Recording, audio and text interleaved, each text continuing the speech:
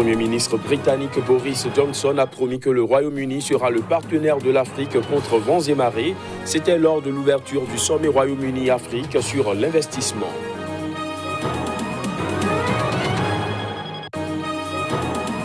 La haut-commissaire des Nations Unies aux droits de l'homme, Michelle Bachelet, est attendue jeudi prochain en Ituri, dans l'est de la République démocratique du Congo, où des violences se poursuivent. Et puis des réactions en Angola après l'évocation par Isabel dos Santos d'une possible candidature à la présidence. La fille de l'ex-président est en guerre avec le gouvernement qui l'accuse de détournement de fonds publics. Voilà pour les titres. Bonsoir à tous. Ouverture du sommet Royaume-Uni-Afrique sur l'investissement à Londres, un sommet auquel ont participé 16 dirigeants africains. Le Premier ministre britannique Boris Johnson a promis à l'ouverture de cette conférence que le Royaume-Uni sera un partenaire de l'Afrique contre vents et marées. Voici les images. Devant un parterre de chefs d'État, parmi lesquels le président égyptien Abdel Fattah al-Sisi et le dirigeant kényan Uhuru Kenyatta, le chef du gouvernement britannique Boris Johnson a affiché à l'ouverture du sommet Royaume-Uni-Afrique sur l'investissement sa volonté de faire de son pays un investisseur de choix en Afrique. L'Afrique, c'est l'avenir et le Royaume-Uni a un rôle énorme et actif à jouer dans cet avenir. Et j'espère que vous êtes d'accord parce que nous sommes et nous serons un partenaire, votre partenaire à travers les épreuves. Le Premier ministre britannique a également assuré aux dirigeants africains venus à Londres pour cette conférence que le Royaume-Uni serait plus ouvert aux migrants du continent africain après le Brexit. Organisé à moins de 2 semaines de la sortie du Royaume-Uni de l'Union européenne, ce sommet Royaume-Uni-Afrique doit se traduire par des annonces d'accords commerciaux entre entreprises britanniques et du continent africain pour 7,6 milliards d'euros. Boris Johnson, dont le pays va accueillir la COP26 à Glasgow en fin d'année, a également annoncé une modification de la stratégie d'investissement britannique pour contribuer à lutter contre le réchauffement climatique. À partir d'aujourd'hui, le gouvernement britannique ne fournira plus aucune nouvelle aide pour le développement ni de promotion des investissements, des exportations, des crédits ou du commerce pour les mines de charbon thermique ou les centrales électriques au charbon à l'étranger. Pour dire les choses simplement, pas un centime de plus de l'argent des contribuables britanniques ne sera directement investi dans l'extraction du charbon ou sa combustion pour produire de l'électricité. Nous allons plutôt nous concentrer sur le soutien de la transition vers des alternatives à faible et à zéro émission de carbone. Ce tout premier sommet Royaume-Uni-Afrique sur l'investissement fait suite à la tournée en Afrique subsaharienne en 2018 de l'ancienne première ministre conservatrice Theresa May, la première qu'un dirigeant britannique effectuait en 5 ans. La haut-commissaire des Nations Unies aux droits de l'homme, Michelle Bachelet, est attendue jeudi prochain en Ituri, dans l'est de la République démocratique du Congo, où des violences se poursuivent.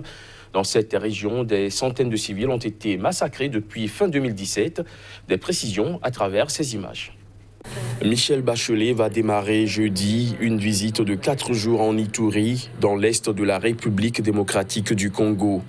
Dans cette province où des centaines de civils ont été massacrés depuis fin 2017, la haut-commissaire des Nations Unies aux droits de l'homme visitera un camp de déplacés et rencontrera des victimes de torture et de violences sexuelles. Au moins 701 personnes ont été tuées en Ituri depuis fin 2017, selon l'enquête du Bureau conjoint des Nations Unies aux droits de l'homme. Le conflit oppose 2 communautés de l'Ituri, les Landous majoritairement agriculteurs et les Ema éleveurs et commerçants. Michelle Bachelet rencontrera sur place des représentants des 2 communautés ainsi que les autorités locales. Elle se rendra ensuite à Kinshasa où elle rencontrera le président Félix Tshisekedi à la fin de son séjour. Dans la foulée de l'annonce de cette visite, l'armée congolaise a indiqué ce lundi avoir neutralisé dans la province de l'Ituri 12 assaillants du groupe armé pro-Lendou Codeco qu'elle accuse d'avoir attaqué ses positions. La milliardaire Isabelle dos Santos en guerre avec la justice et le gouvernement angolais qui l'accuse de détournement de fonds publics avait menacé de porter le combat sur le front politique en évoquant sa possible candidature à la présidence. Une possibilité qui a suscité des réactions à Luanda, la capitale angolaise. On écoute. Eu não vejo qual é este angolano que vai apoiar uma candidatura de filho, de uma filha. Je ne vois pas quel Angolais soutiendra la candidature du fils ou de la fille d'un grand criminel, d'un destructeur du pays, d'un destructeur des Angolais. C'est pourquoi je dis qu'elle rêve si elle pense créer un parti politique. Est-ce que ce que j'appelle le comité des juges corrompus du MPLA et que les autres appellent le tribunal constitutionnel va reconnaître ce parti politique? O comitê de juízes corruptos do MPLA, que os outros chamam Tribunal Constitucional, vão reconhecer esse partido? Não me parece que ela tenha assim tanto capital político. Pode eventualmente no mundo financeiro ter algo. Je ne pense pas qu'elle soit une grande figure politique. Bien qu'elle ait le pouvoir financier, elle n'a pas de pouvoir politique. Nous ne pouvons jamais oublier qu'en 2010, son propre père, pour se présenter à la tête du MPLA, a créé cette constitution qui lui a permis de se présenter comme le principal candidat pour finalement gouverner pendant toutes ces années. Ia concorrer atrelado ao partido MPLA para ser o número e, portanto, conseguiu governar durante esses anos todos. Do meu ponto de vista, é normal que ela se representa como sendo candidata nas presidências, porque nós dizemos que Angola é Je pense qu'elle a la liberté et le droit de se présenter à la présidence, mais c'est la constitution angolaise qui lui permet de le faire. Je ne suis pas sûr, mais si c'est le cas, soit son parti politique, le MPLA, la présente sur une liste de candidats, soit elle doit créer son propre parti. Mais la grande question reste de savoir si ce parti sera accepté. Estamos a se perguntar, será que ela vai criar partido e o partido vai ser aceito ou não? A questão é esta. L'ex-président gambien Yaya Jammeh, en exil en Guinée équatoriale depuis sa chute il y a 3 ans, sera immédiatement arrêté et poursuivi pour les crimes commis durant les 22 ans de pouvoir s'il revenait au pays. C'est ce qu'a affirmé le ministre gambien de la Justice après une récente manifestation pour le retour de l'ex-dirigeant. Les détails.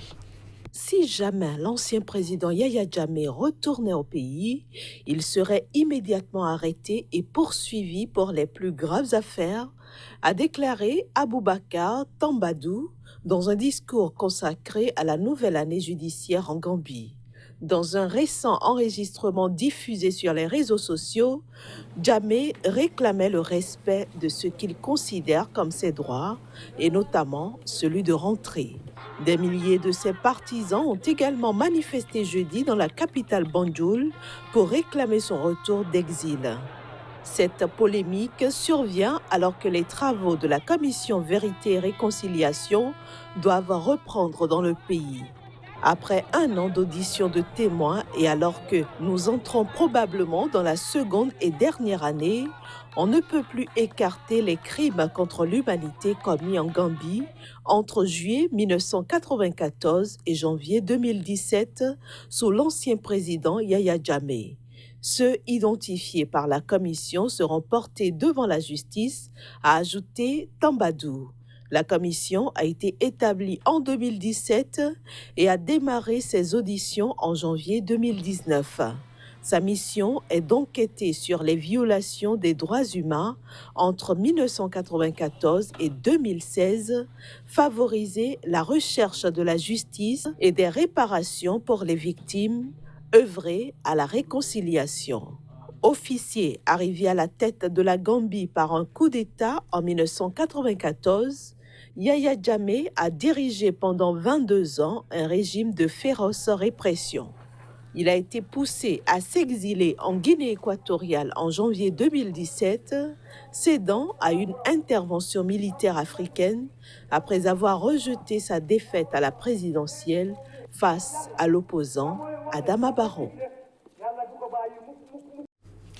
Les Comoriens ont boudé les urnes dimanche pour le premier tour des élections législatives. Ce scrutin n'alimentait en effet aucun suspense puisque le boycott des partis d'opposition offre du coup la victoire au camp du président Azali Assoumani. Reportage.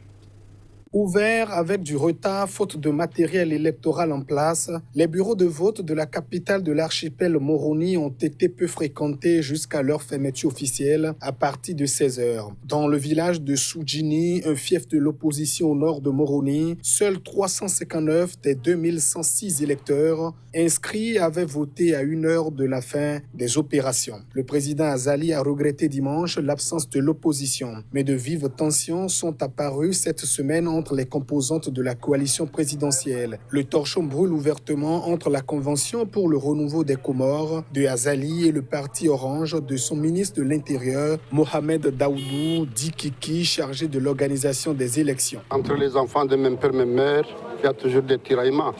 On est des humains, c'est tout à fait normal qu'il y ait des contradictions. Donc, je ne sais pas comment vous définissez les contradictions, c'est tout à fait normal. Vous savez, on avait un seul parti qui s'appelle CRC. À l'intérieur, il y avait des contradictions. Bon, c'est des choses qui se passent partout. Donc, il y a des contradictions, mais il n'y a pas de rivalité. Comme c'est défini dans vos journaux, c'est pas ça. C'est des contradictions tout à fait compréhensibles, même justifiées quelque part. Rassurez-vous, j'avais un candidat qui s'est déjà opposé. J'ai envoyé un candidat, je l'ai fait voter. Une fois là-bas, je suis autonome, je fais ce qu'il veut. Rassurez-vous, il y aura de l'opposition. Même des gens de la mouvance, je suis sûr qu'il y aura des opposants.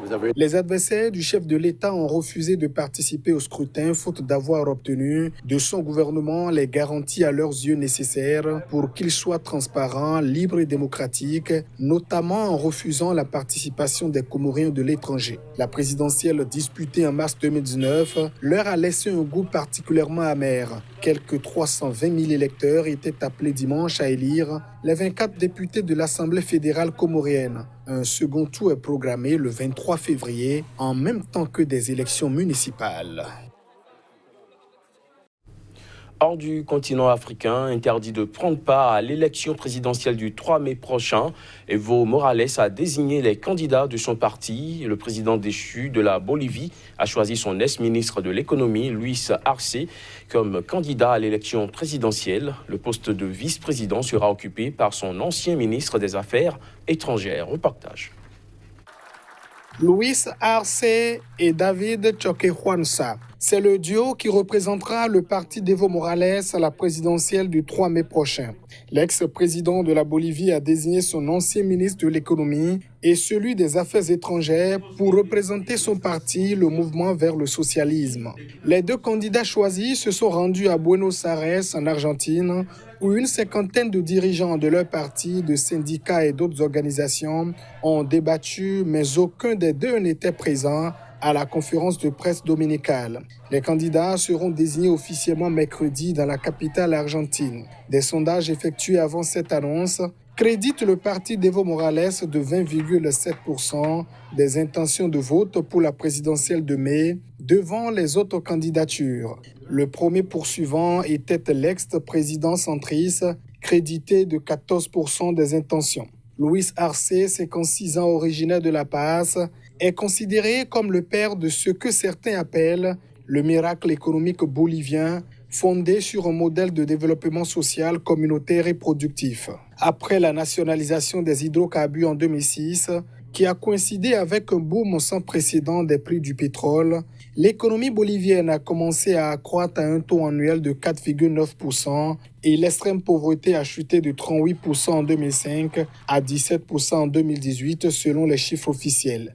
Evo Morales a démissionné de la présidence sous la pression des forces armées après la victoire au premier tour de l'élection présidentielle du 20 octobre, un scrutin entaché d'irrégularités selon l'Organisation des États américains.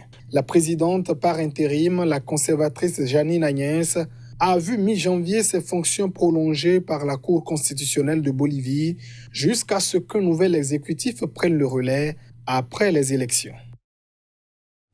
Fin de ce JT, merci de l'avoir suivi.